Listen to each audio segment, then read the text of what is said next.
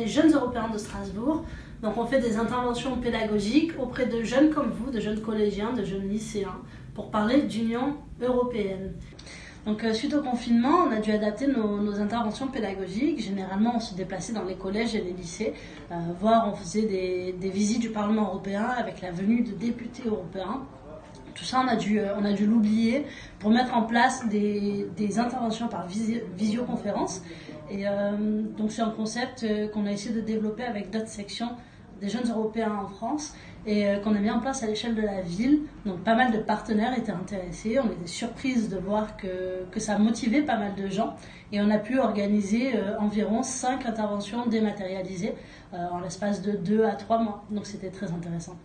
Et le défi, c'était de le faire de manière ludique et interactive, même si on était derrière un écran. Donc c'était pas évident parce que normalement on a des outils pédagogiques physiques qui nous permettent de faire ça. Là c'était OK. Donc on a essayé de faire ça avec des présentations sur PowerPoint, mais aussi avec des vidéos un peu interactives, avec aussi des quiz et en essayant d'interagir au maximum avec les élèves pour rendre la chose dynamique et passionnante le plus possible.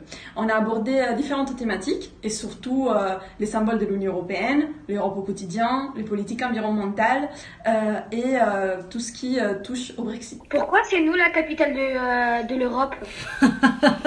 Là, ça va partir de suite sur un débat, Hillel. Les problèmes logistiques, on en a eu pas mal et on les a redoutés. On avait peur que les élèves ne viennent pas, c'était sur la base du volontariat, donc ça a été une de nos plus grosses craintes. Et puis le jour J de l'EPJ, on avait des problèmes de son, donc ils nous entendaient pas ou alors ils voyaient pas la bonne présentation et ça a été vraiment source de frustration et de crainte. Mais ensuite, nous avons reçu une très belle surprise, c'est-à-dire que finalement les élèves ils participaient avec plaisir, les professeurs ils étaient très enthousiastes de nos interventions.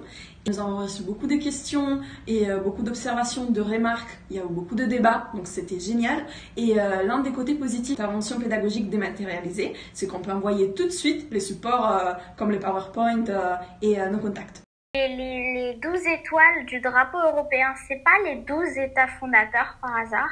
Pour ce qui est de la suite de ces interventions dématérialisées, on ne sait pas encore ce qu'on va pouvoir faire, on ne sait pas si les écoles vont réouvrir de façon durable en septembre, donc on attend de voir, c'est quelque chose qui perdurera je pense, on verra selon les demandes de nos partenaires, aussi si on a des réponses. On espère surtout que c'est un modèle qui plaira à d'autres associations et qui leur permettra de répondre aussi à des enjeux et à des écueils auxquels elles doivent faire face en temps de crise comme celle-ci.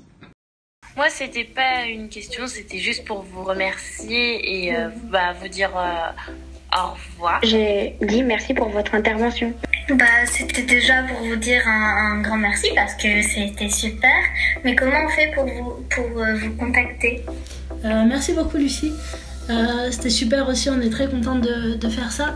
Non, c'est plutôt une affirmation. L'Ode à la joie, c'est écrit par Mozart, non? Non, c'est Beethoven.